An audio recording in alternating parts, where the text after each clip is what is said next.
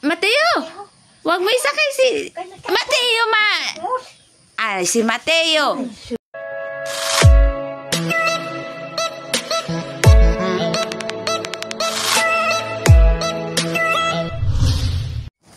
Walang pasok sila Leslie, guys. At saka si Mateo. Ayan, o. Wala akong pasok. Wala silang pasok. Hindi ko alam. Hindi niya daw alam. Kapon walang pasok eh. Tapos maulan kasi. Baka wala ring pasok ngayon. Si Lili, walang pasok eh. Naglalaro lang yan sila. Buti na lang mayroon si ate at si kuya. May kalaro ngayon si Mateo.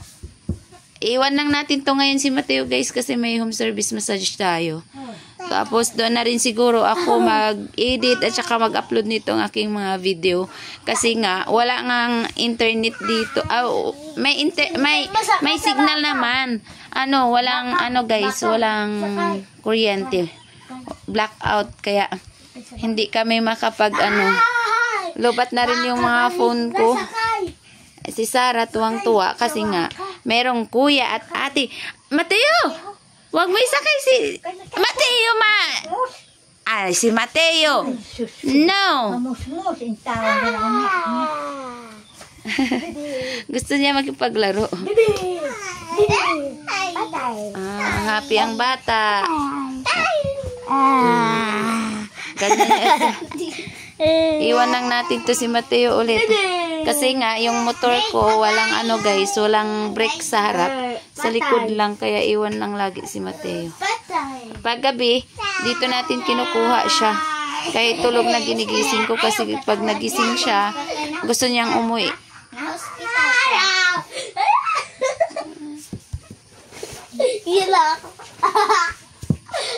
Tingnan niyo si Sarah. Ayaw dahil mabalian. Hindi pa pwede ngun anak. Mabali.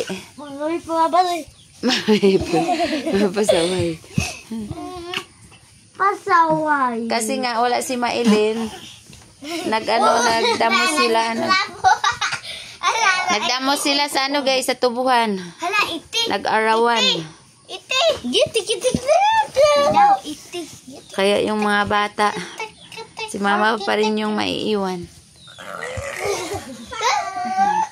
Si Ate Leslie. Aray ko. Si Kuya Mateo. Naglalaro. Ay. Wala si Saray. Saan si Saray? Doon, pakita ka doon. Si Sarah, oh. Ay, nangangati. Oh. Hanap dyan si Lola niya. Tara, saan si Lola? Nandito, sa kusina. Tuwan-tuwa. Tay.